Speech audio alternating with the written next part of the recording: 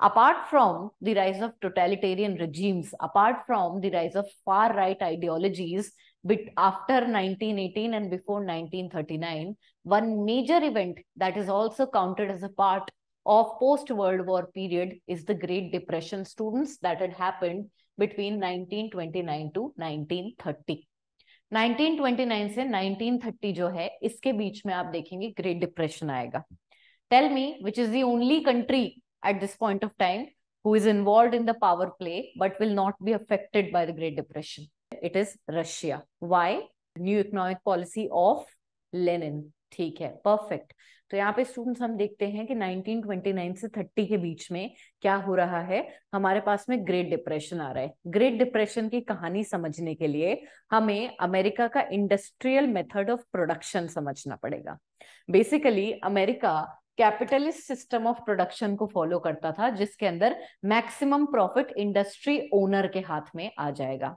Workers की अगर बात करी जाए तो वो आपके लिए हमेशा बिलो द पॉवर्टी लाइन ही जीने वाले हैं.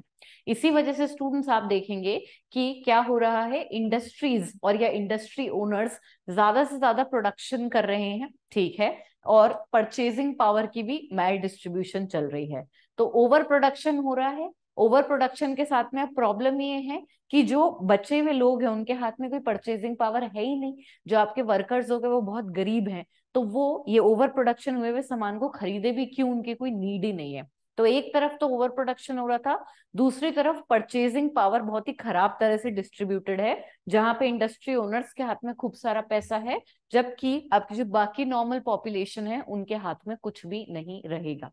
Keeping that in mind students, हम देखते हैं कि अक्टूबर 1929 के अंदर, because of two major reasons in America, that is over production and maldistribution of purchasing power, we see the emergence of Great Depression which will soon be setting in and making very huge changes even in the economy of the European countries.